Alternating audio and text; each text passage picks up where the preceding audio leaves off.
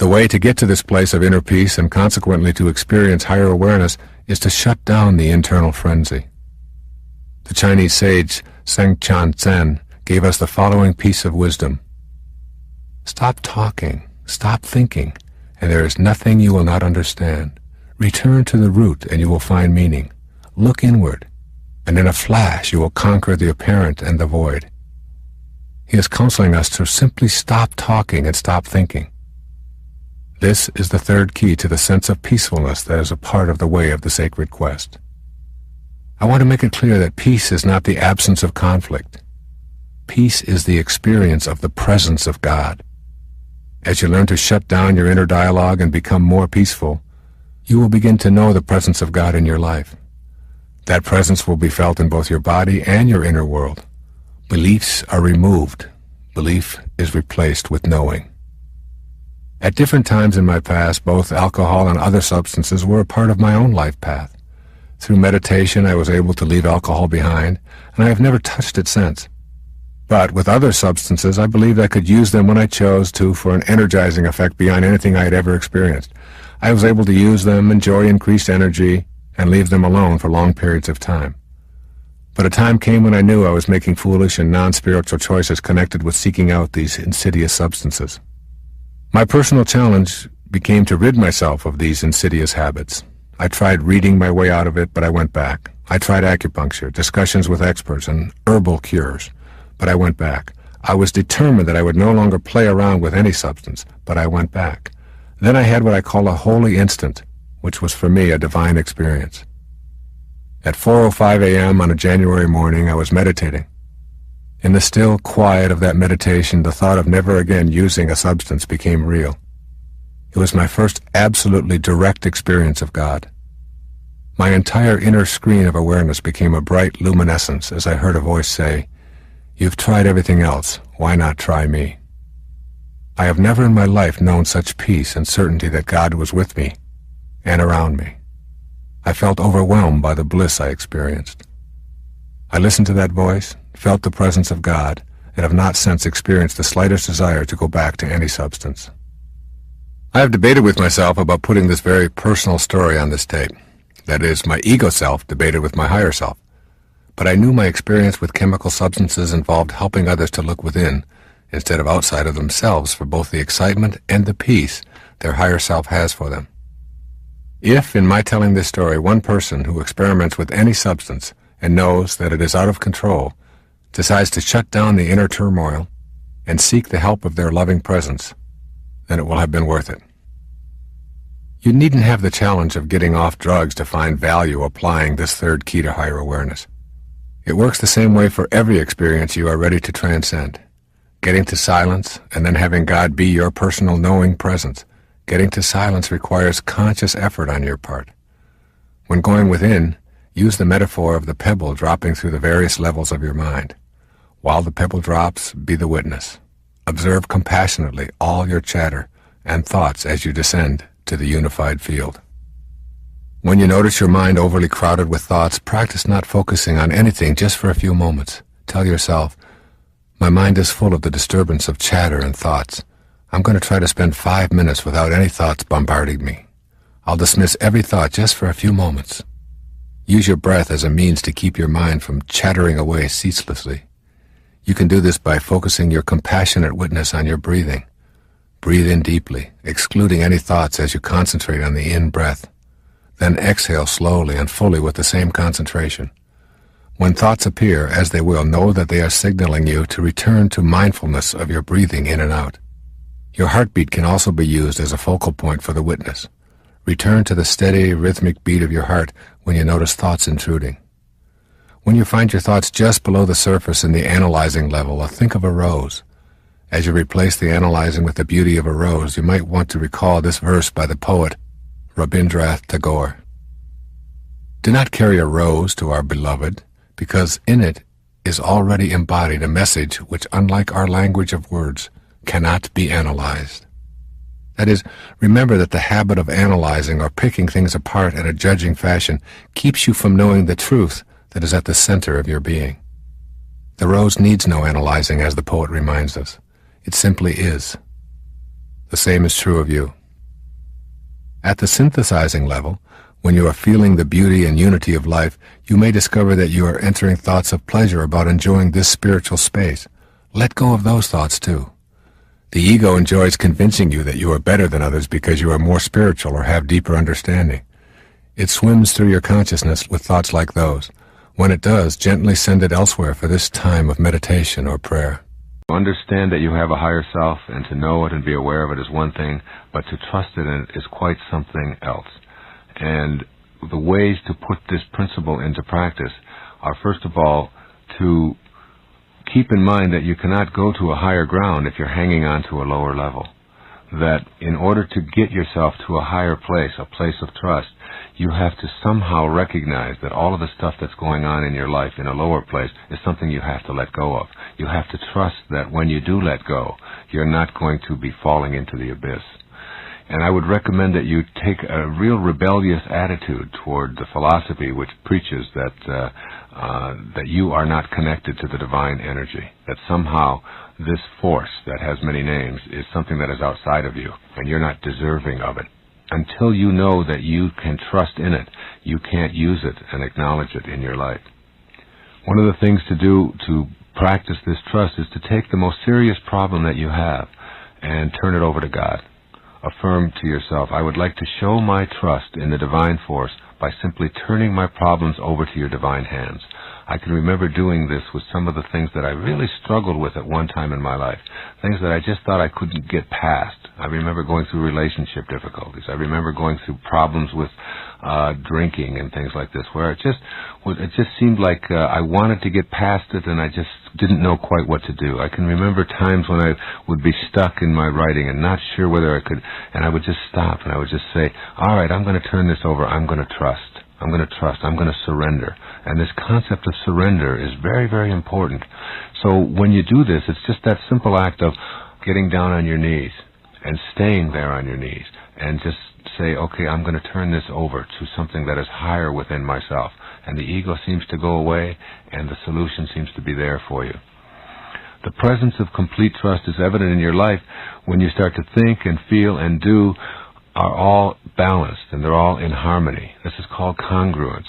If you're congruent, your thoughts and your feelings and your behavior are all in harmony. If you're incongruent, you have one thought about, gee, I'd like to be able to do this, but then you feel another way about it, and then you act in a completely different way. And this is the cause of most of the struggles in our life, and it's also the thing that impedes the free flow of the divine force into your life. You have to trust in yourself. When you're trusting in yourself, you're trusting in this very wisdom that is the source of your life. And when you are congruent within and are feeling congruent, you are also beginning to act congruent. So work on congruency and look at the areas in your life in which you feel yourself to be incongruent. What do I think about this, and how do I feel, and how do I act? And try to bring them into harmony. And you'll start accessing this trust that is absolutely essential to the manifesting process. And of course, as always, you have to begin a meditation practice of contemplating the supreme principle which is beyond the pettiness of this world. And as you meditate and go within and you make conscious contact with God, God isn't something that you know about any longer. God is something that you know directly and personally. And once you have this direct conscious contact, this knowing, then trust is not anything that you'll ever have to work on again. You'll have the knowing, you'll have banished the doubt. In your silent moments of prayer, I would recommend that you're not afraid to ask for help, because what you're asking for is a more direct communication and dialogue with God, which is, of course, a part of what you are already in the first place. So that God is not this giant vending machine in the sky who's dispensing goodies to you, but God is a part of you that you are in dialogue with, and you ask for that, and you'll find yourself achieving it. I'd also recommend that you practice a 2 or 3 day regimen of just having unconditionally loving thoughts and nothing else towards one particular person in your life, whoever that might be, maybe one of your children or your in-laws or one of your spouse, or maybe someone you're struggling with or having a difficult time in communicating. And just practice, say, for this day and this day only, I am going to practice everything, no matter what they say or how they say it. I'm just going to respond internally with unconditional love. I'm not going to allow any negativity there. And watch how that relationship changes. Remind yourself that love transforms, that unconditional love is healing, that it heals the body and it heals the mind.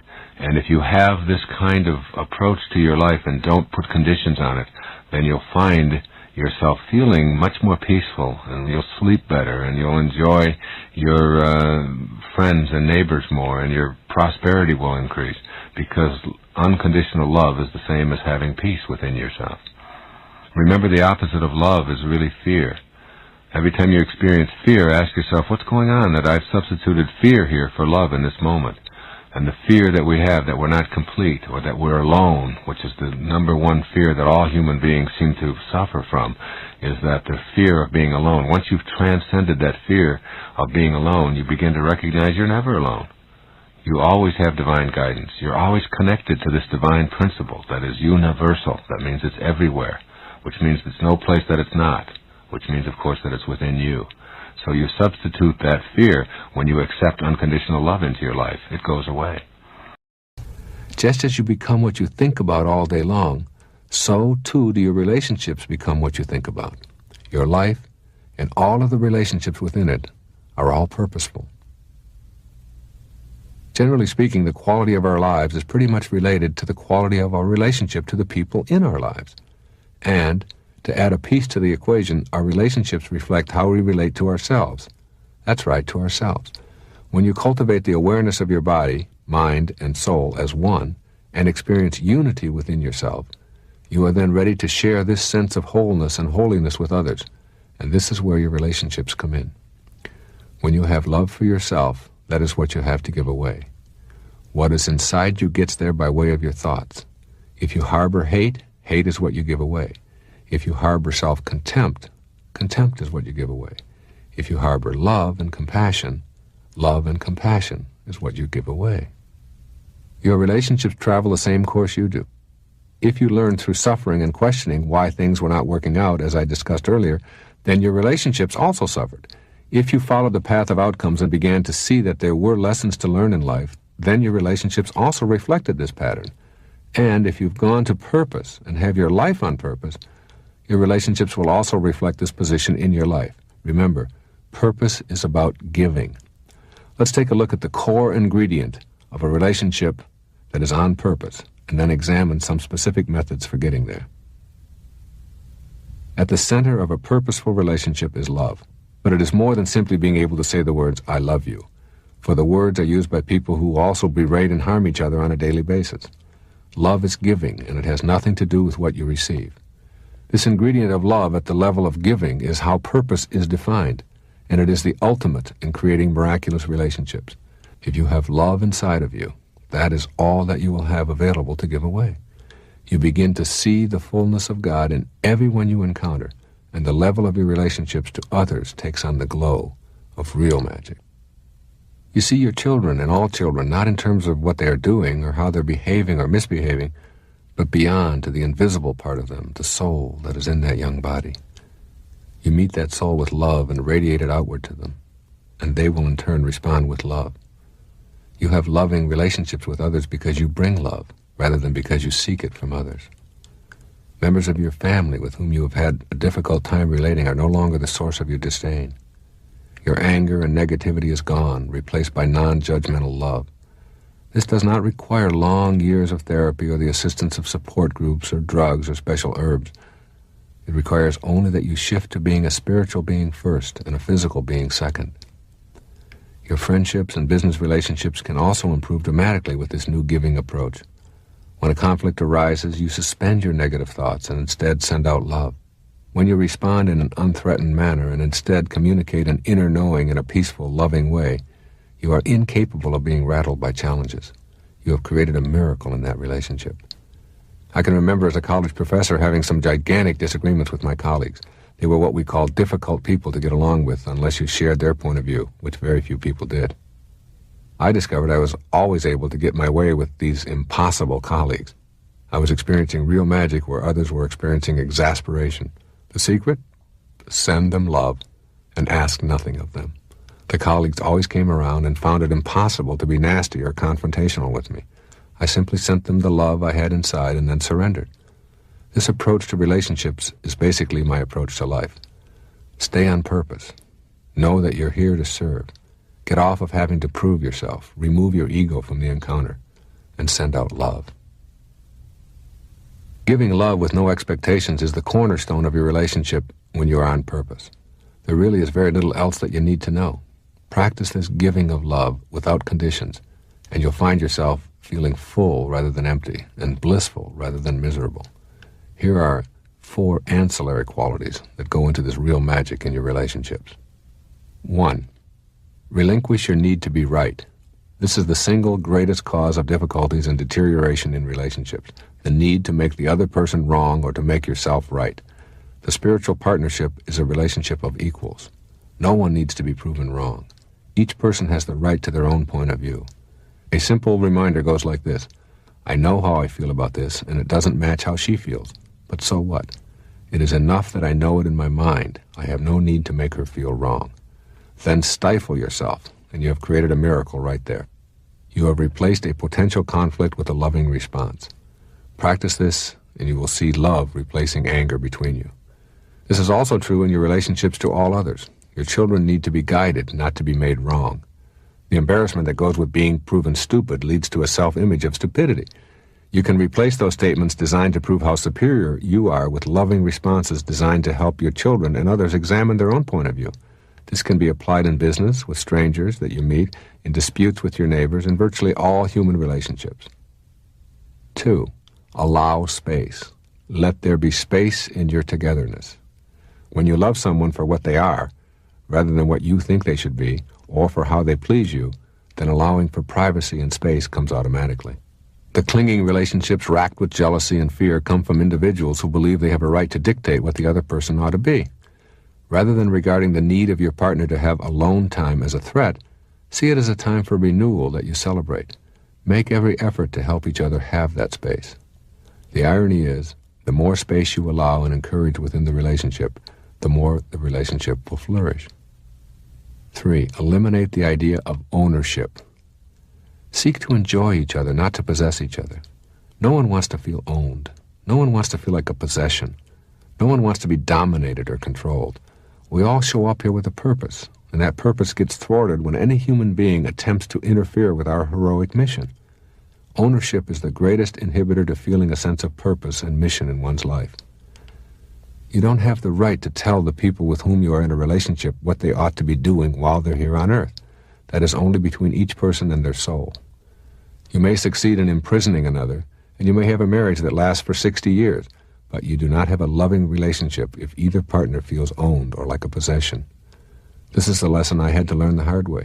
It cost me dearly. A painful divorce and many unpleasant hours in hostile conflict. Today, I can't even conceive of the idea that I could own my wife. She is her own person, and my own relationship to her is based upon acknowledging that in her. It is indeed reciprocal. It came about through giving, not demanding, through respect, not criticism. Number 4, you do not have to understand. What a great lesson this is in learning how to make all relationships work at a magical level. You simply do not have to understand why someone else would want to do and think the way they do. The fact that you are willing to say, I do not understand, and that is fine, is the greatest understanding you could exhibit. You are together not to understand each other, but to aid each other in living a life at purpose. These are the qualities that make for a purposeful relationship. They all orbit around the planet of unconditional love. Get to this place, and you will begin to see results in all of your relationships. More conscious of your divinity, just conscious of your divinity, that you have the power to negotiate the presence of this energy to do incredible things for yourself. But there are 3 things you have to do. The first is you have to have what I call recognition of this force. And recognition of this force is nothing more than simply saying to yourself, I am open to the idea that there is a force that is greater than I am, to which I am always connected, that is everywhere at once, and no place that it is not. and I would like to just say that it is available to me. You don't have to have proof of it. You don't have to have anybody confirm it. It is just simply an awareness that it exists. See, once you recognize that this force that opens the flowers, that keeps the planet in alignment, that grows your fingernails every night and beats your heart, independent of your opinion about it. You go to sleep at night, you look at your fingernails the next morning, they're longer than they were the night before, and you're sound asleep. Not only that, but whatever force it was that grew yours, grew the person next to you and grew the people across the oceans as well. There's a force that's growing everybody's fingernails, whether they like it or not, and growing their hair, well, most of them. And beating their hearts and circulating their food and opening the flowers and turning, acorns into oak trees and turning embryos into human beings. There's a force. There's something. I can't see it. I don't know what it is. I recognize it. If you recognize it and that there's no place that it's not, the beauty of that is that it's also then in everything that you would like to attract into your life. And here you've just taken one step towards diminishing the role of the ego in your life. If you can recognize that there is a power in the universe that is that is part of you. If there's no place that it is not, then it has to be in you. And if it is in you, and there's no place that it's not, it also has to be in whatever you'd like to attract into your life. So all you have to say is, I'm already connected to that which I would like to attract into my life. That what you want, wants you. All you have to do is somehow figure out a way to realign your inner intention and recognize, I am not separate from it, I am connected to it, it just hasn't shown up in my space yet. But I'm already connected to it. That's a very powerful insight. That's why people at higher levels of consciousness can manifest, because there's no delay between what they put in their attention on and having it show up. It's why the gift of fish and loaves is the ability to see hungry people and to think food, and it shows up. And even the least among you can do all that I have done. It's all within you to be able to do that. So that shifting takes place first and foremost with the recognition that there is a force, there is a power. That's how you treasure your divinity. The second thing that you do is what I call realization. And realization is the time in your life when you stop telling yourself that I believe this or don't believe this on the basis of what somebody else says or does. It comes from my own personal direct experience. It's the only thing I will rely upon. I will not rely upon the written word. I will not rely upon the spoken word. I will not rely upon someone else out there telling me that this is what God is or how it works. I will rely upon the realization of it through my own direct conscious experience. And I will not try to persuade anybody else. I will not listen to or argue with anybody about whether it's real or not real, whether it works or doesn't work. I know it. Be still and know. And you have that knowing, and the realization is there, and you trust in that realization. I trust in my own experience. I've had it. I have talked to this force. I have seen it work. I've put my attention on it. I've been able to manifest what I want in my life. I've been able to heal myself. I've been able to help heal others. I've been able to feel comfort in times when others feel sadness. These are all things that I know come to me through my direct experience of God. And it doesn't matter what anybody else out there says or does. Realization. I now realize it and trust in that. That's the second step. And the third I call reverence. And reverence is where you begin to have a daily commune with this power, with this force. That you are not only aware of it, but you are communing quietly with it. You're communing quietly with it.